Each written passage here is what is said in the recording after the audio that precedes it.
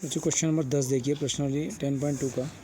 यहाँ कह रहा है -3,5 से होकर जाने वाली एक रेखा है जो -3,5 से होकर जा रही है और बिंदु 2,5 और -3,6 से जाने वाली रेखा पर लंब है। यानी कि ये जो दो बिंदु दिए हैं ना, 2,5 और -3,6, इन दोनों से जो हमें रेखा मिलेगी उस पर एक लंब रेखा है जो कि -3,5 से होकर जा रही है। शायद आपको अभी कुछ समझ में ना आया हो, तो इसके चित्र को अगर आप देखें, -3,5 से एक रेखा जा रही है, तो x अक्ष पर -3 और y अक्ष पर 5। तो अगर आप इसको -3,5 बिंदु को देखते हैं तो -3 से हमने एक लंब उठा दिया, तो ये बिंदु हमारे पास बिंदु A जो है वो -3,5 हो गया। और दूसरा बिंदु क्या है, 2,5, तो x अक्ष पर 2 और y अक्ष पर 5। तो अगर हम x अक्ष पर 2 यहाँ से इसको उठाते हैं और 5 यहाँ पर है, तो बिंदु ये B है 2,5, ठीक है। और दूसरा बिंदु जो है वो -3,6, तो -3,6 यहाँ पर हो गया ये, और 3 से तो हमने ये उठा ही रखा है लंब एक, तो ये बिंदु जो है C, ये हो गया 3,-3,6, ठीक है। तो इस बिंदु को हमने ले लिया C, ये C बिंदु है, ये A बिंदु है और ये बिंदु B। तो ये जो दो बिंदु आप देख रहे हैं, A और B बिंदु को मिलाने वाली, ये B और C बिंदु को मिलाने वाली रेखा, तो B और C बिंदु को मिलाने वाली रेखा ये हो गई।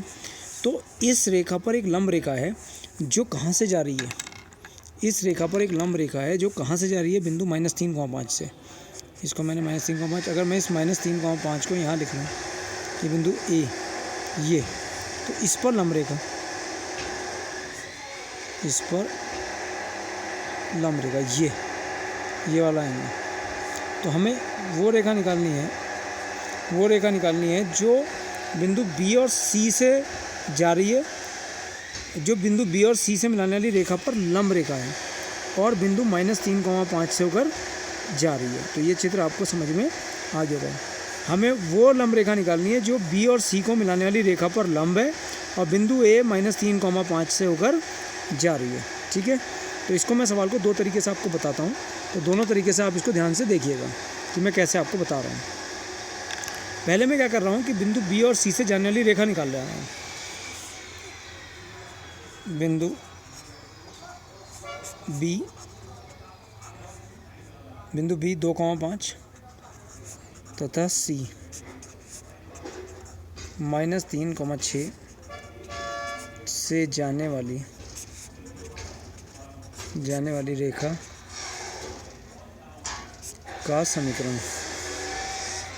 तो दो बिंदु जाने वाली रेखा का समीकरण आप जानते हैं क्या होता है, y - y1 बराबर y2 - y1 upon x2 - x1 into x - x1। तो y माइनस और y1 की वैल्यू 5 है यहाँ पर, y2 - y1 6 - 5 6 - 5, x2 - x1 -3 -2 -3 -2 और x - x1 की वैल्यू जो है वो 2 है, x - 2। तो y - 5 बराबर 1/-5 और x - 2 माइनस का 5y प्लस 25 बराबर x - 2। इसको इधर ले आए, x प्लस 5y और 25 को भी अगर हम उधर ले जाएं या -2 को इधर ले आएँ, तो x प्लस 5y = 27। ये हमारी वो रेखा आ गई, x प्लस 5y और -2 को इधर ले 27। तो ये कौन सी रेखा आ गई, BC। ये जो BC रेखा है ये क्या आ गई, x प्लस 5y बराबर 27 आ गई। अब इस रेखा पर लंब रेखा कौन है, ये जो आपको गुलाबी से देख रहे हैं ये, और ये बिंदु -3,5 से होकर जा रही है। तो इस रेखा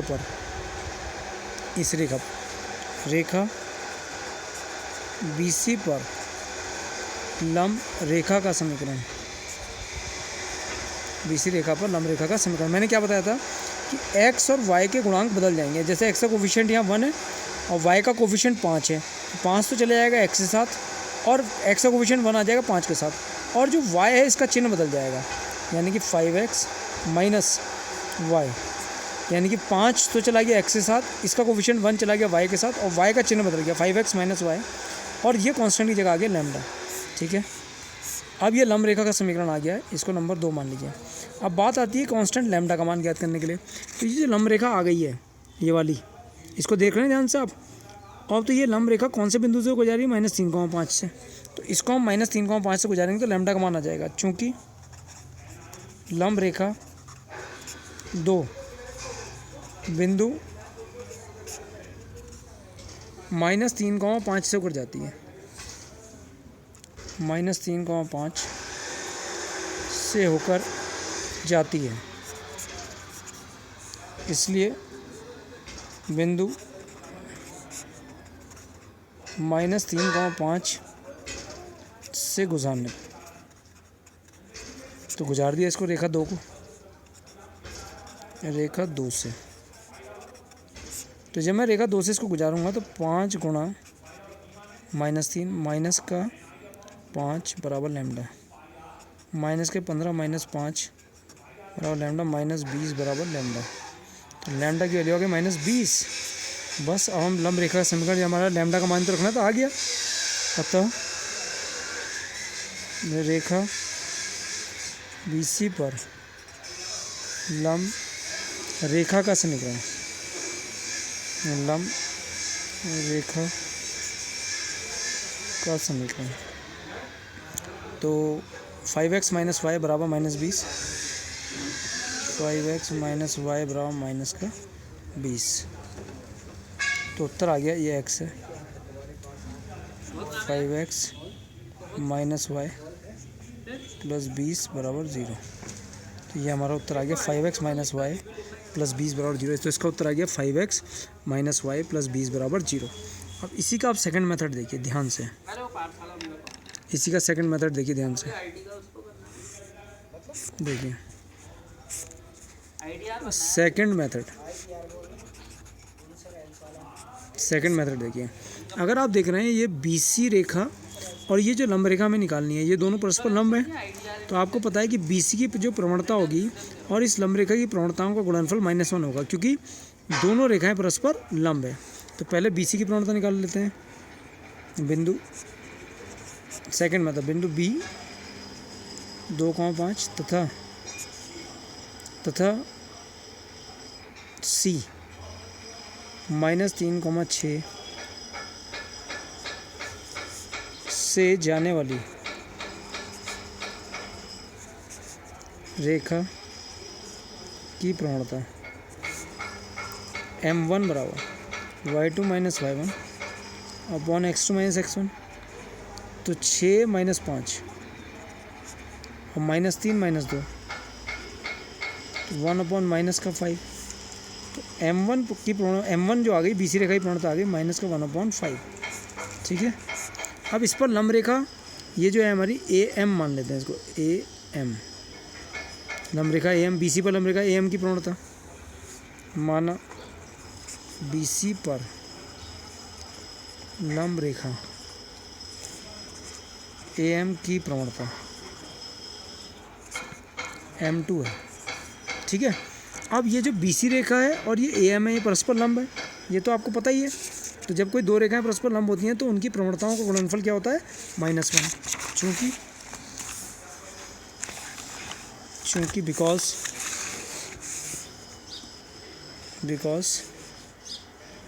चूँकि BC तथा AM परस्पर लंब रेखाएं हैं, परस्पर लंब रेखाएं हैं, इसलिए BC की प्रवणता गुणा AM की प्रवणता बराबर -1। तो BC की प्रवणता M1 गुणा M2 बराबर -1। तो M1 का मान -1/5 है और M2 हमें पता चल जाएगी AM की प्रवणता -1, माइनस से माइनस कट गया और M2 बराबर कितना आ गया? 5। M2 का मान 5 आ गया।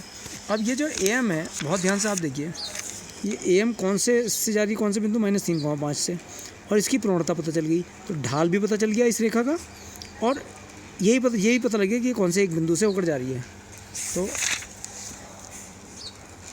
तो लंब रेखा AM का समीकरण, लंब रेखा AM का समीकरण जो एक बिंदु -3,5 से होकर जाती है तथा जिसकी प्रवणता m2 बराबर 5 है, तो जिसकी प्रवणता m2 बराबर 5 है।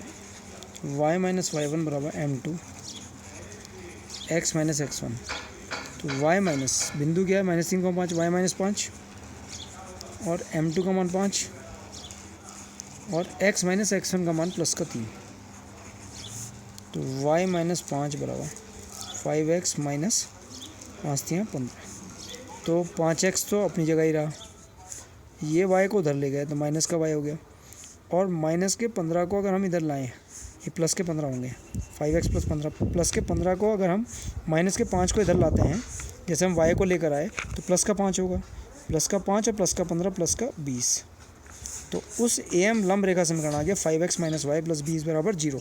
तो इस क्वेश्चन को मैंने आपको 2 मेथड से बता दिया है। तो दूसरा मेथड भी बहुत आसान है, छोटा मेथड है, लेकिन आपको वाला मेथड भी आना चाहिए।